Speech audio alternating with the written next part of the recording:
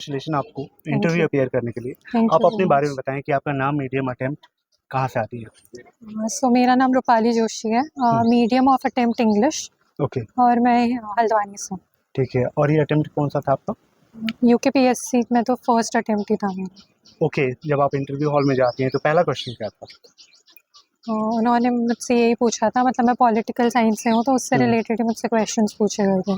आपके बैकग्राउंड क्या है, हाँ, एजुकेशन बैकग्राउंड? पहले मैंने बीएससी होम साइंस किया है पन्नागर यूनिवर्सिटी से, उसके हम्म, बाद मैंने एमए पॉलिटिकल साइंस किया है कुमाऊं यूनिवर्सिटी से। ओके, तो यूके पीसीएस के अलावा अदर पीसीएस भी आप ट्राई करती हैं या फिर यूपीएससी ट्राई किया? यूपीएससी में मैंने एक अटेम्प्ट दिया था 2020 में, उसके बाद यूकेपीएससी में दिया है।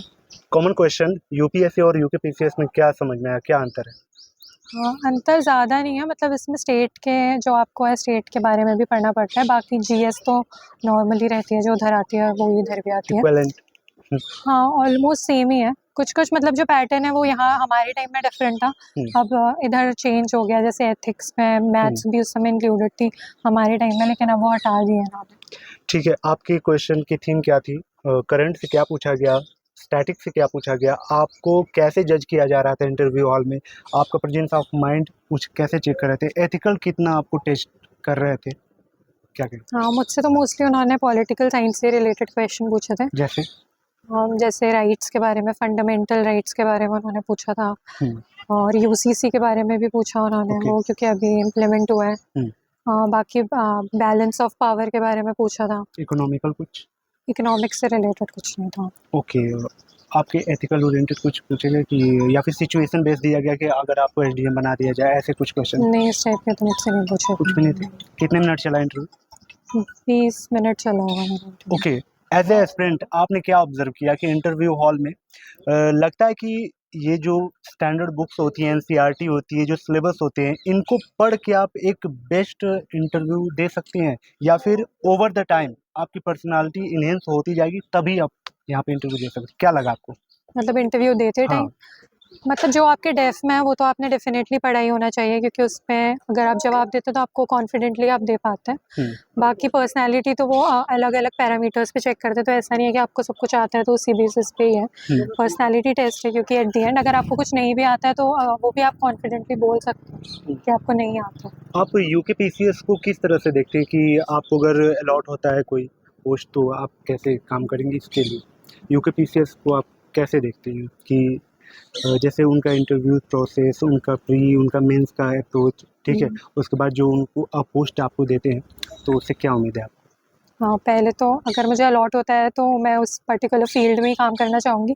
बाकी आई एक्सपेक्ट कि यूकेपीएससीएस थोड़ा और फ्रीक्वेंटली, मतलब थोड़ा सा, टाइमली जो प्रोसेस है हाँ, वो कंप्लीट करे, जैसे इस बार ही 4 साल हो 4 गए, साल हो गए। तो वो चीज़ नहीं होनी चाहिए। इन तो 4 साल में आपने क्या किया? जैसे 2021 के बाद 2024 में हाँ, फिर ये टाइम कैसे यूटिलाइज़ किया मैं आपने? तो मास्टर्स करी थी अच्छा, साथ-साथ। मास्टर भी हो गया? हाँ, पॉलिटिकल साइंस से, फिर उसके बाद मैंने कैट की प्रिपरेशन शुरू करी थी। ओके, तो मैं वो कर रही थी, और मैं जॉब भी कर रही थी, एक जगह इंटर्नशिप कर रही थी साथ में। हुँ, तो वही था, मतलब यूकेपीएससी तो एक तरह से एक बैकअप में चल रहा था, क्योंकि उसमें हुँ, पता नहीं होता है कब होगा? किस समय होगा, किस हुँ, समय नहीं होगा। हुँ। तो अपना प्लान भी आई थिंक बहुत इंपॉर्टेंट होता है सभी एस्पिरेंट्स के लिए, कि वो प्लान भी होना चाहिए। मेंस की डिटेल मैं प्री को स्किप कर रहा हूँ। मेंस की आप डिटेल्ड स्ट्रेटजी बताएँ सब्जेक्ट ओरिएंटेड की क्या अप्रोच होती थी? कैसे डिज़ाइन किया? कितने घंटे आंसर राइटिंग की ज़रूरत पड़ती थी एक्चुअल में?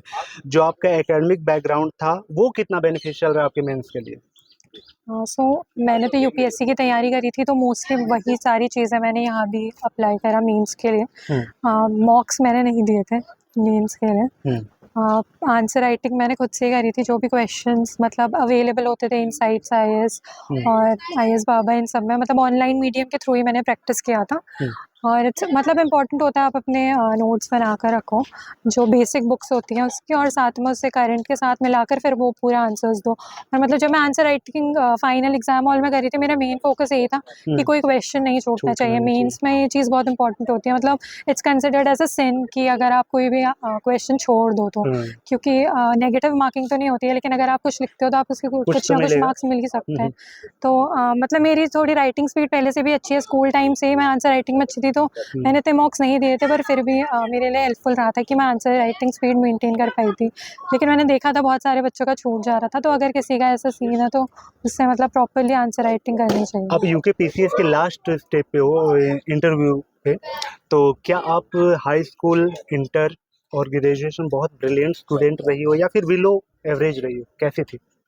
मतलब मैं डिसेंट थी, मतलब मेरे 10th में 90% थे, 12th में भी 90% क्या थे, बात है। और ग्रेजुएशन में भी 8 पॉइंट समथिंग CGPA था। ओके। तो मतलब हाँ, मैं पढ़ाई में तो हमेशा से मम्मी मेरे पापा का रोल मम्मी पापा का तो हमेशा रोल रहता ही है, उन्होंने बहुत सपोर्ट प्रेशर किया नहीं सब दिया चीज़। शादी का या फिर खाना वाना नहीं, बनवाने बिल्कुल नहीं। का? ठीक है। वो भी आपको वैल्यूएबल वीडियो लग रही हो, कैसी लग रही कमेंट करते चले।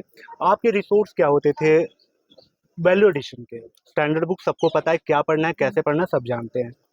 वैल्यू एडिशन के लिए क्या किया आपने सब्जेक्ट वाइज? न्यूज़पेपर पढ़ो पहले तो बेसिकली, और बाकी मैंने विजन की मैगजीन्स फॉलो की। करंट अफेयर्स के हाँ, लिए विजन की ही मैगजीन से पीटी जो थ्री भी सिक्सटी ऐड, हाँ, PT या मंथली? 365 मंथली पढ़ती थी, फिर उसके बाद PT 365 की पढ़ी। ठीक है, ओवरऑल एक्सपीरियंस के आधार पर क्या कहना चाहेंगे उन एस्पिरेंट को जो 2024 में अपीयर हो रहे हैं? क्योंकि बहुत ज़्यादा गर्मी हो रही है, सॉरी, हाँ। और सुबह से मैं इंटरव्यूज कवर कर रहा हूँ, तो थोड़ा सा मैं जल्दी समराइज करना चाहूँगा 24 के लिए। क्या आपके मन की बात जो आपको इस जर्नी ने सिखाया है? पहले कि अपना बेसिक्स कॉन्सेप्ट्स जो होते हैं वो क्लियर रखने चाहिए, जो भी करंट अफेयर्स हैं वो सारे कवर कर लो। उत्तराखंड का जो भी बेसिक नॉलेज है वो होनी चाहिए। GS भी बराबर पूछी जाती है, लेकिन उत्तराखंड की भी कुछ कुछ जो मेन चीज़ें हैं वो पता होनी चाहिए।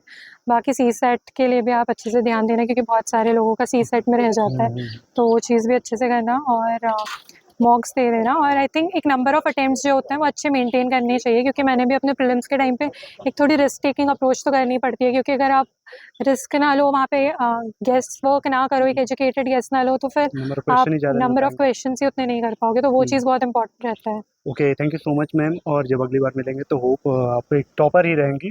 कैसी लगी वीडियो कमेंट करके बताएं, और कोई डाउट रहेगा वो कमेंट